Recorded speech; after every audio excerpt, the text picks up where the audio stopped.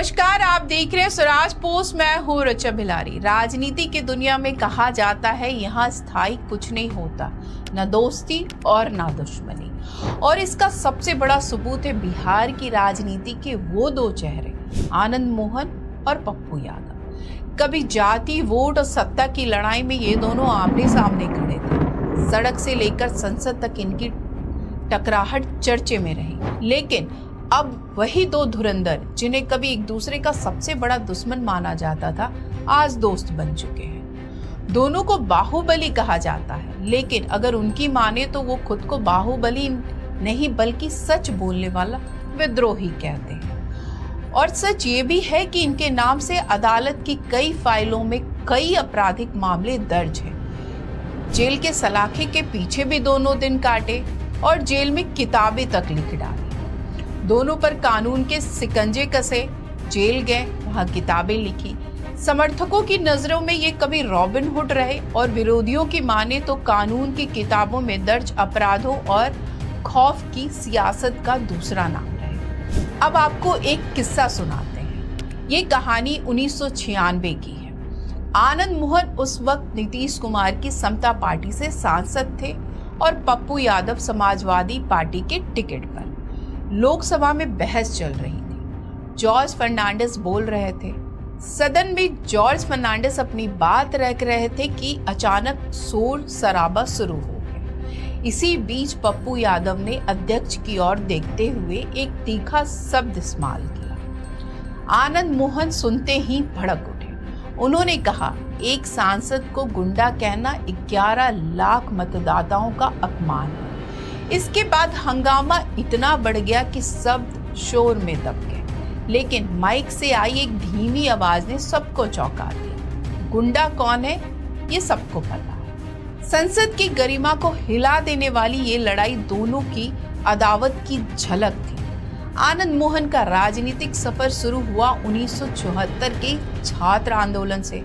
1984 में सहरसा से चुनाव लड़कर उन्होंने भले ही तीसरा स्थान पाया, लेकिन 1.3 लाख वोट हासिल कर सबका ध्यान खींचा। 1990 में मिहिसी से विधायक बने और कांग्रेस के दिग्गज लहटन चौधरी को हराकर स्वर्ण राजनीति के एक नए चेहरे बन गए। दूसरी ओर पप्पू यादव कोसी इलाके में यादवों के दबंग नेता के रूप में चमक चुके थे।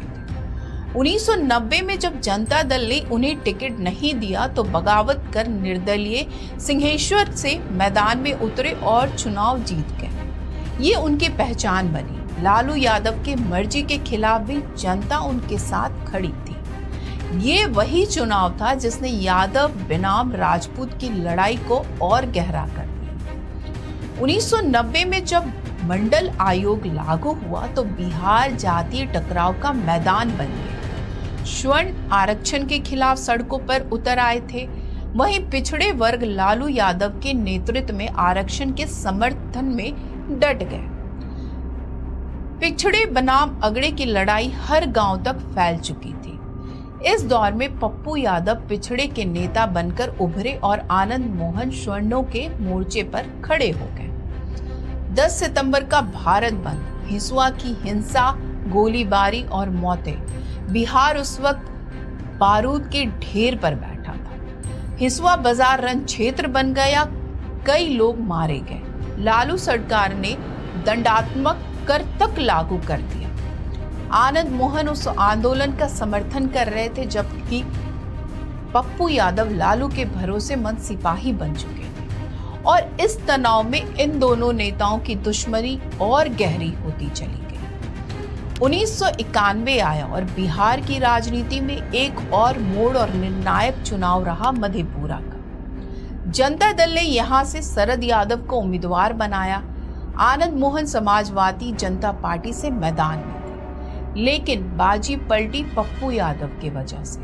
उन्होंने शरद यादव के साथ खड़े होकर पूरा दम लगा दिया। नतीजा, शरद यादव को 4,37,000 वोट मिले और आनंद मोहन 1.5 लाख पर ही सिमट गए। चुनाव जीतने के बाद जब शरद यादव का विजय जुलूस निकला और यादगार बनी वो तस्वीर, विजय जुलूस में शरद यादव की गाड़ी खुद चला रहे थे पप्पू यादव। उस फोटो ने जैसे आग में घी डाल दिया। आनंद मोहन खेमा मान बैठा उनकी हार की वजह पप्पू ही है। दुश्मनी अब नफरत में बदल चुकी थी। लेकिन कहानी यही नहीं खत्म हुई। वक्त ने करवट ली, हालात बदले, दुश्मनी दोस्ती में बदल गई। अब वही दोनों जो कभी एक दूसरे को मिटाने पर तुले थे, दोस्त बन बैठे।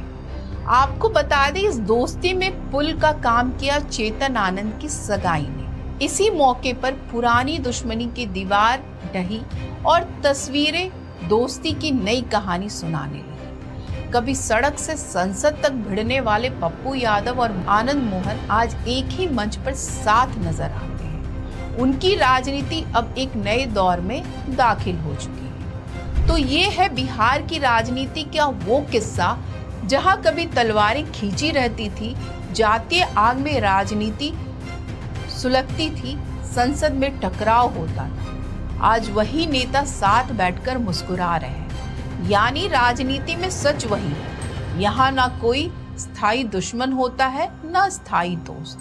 तो आज के इस वीडियो में बस इतना ही। आगे की खबरों के लिए देखते रहें स्वराज पोस्ट। अगर आप YouTube पे देख रहे हैं तो चैनल सब्सक्राइब करें, Facebook पे देख रहे हैं तो पेज फॉलो करें। धन्यवाद।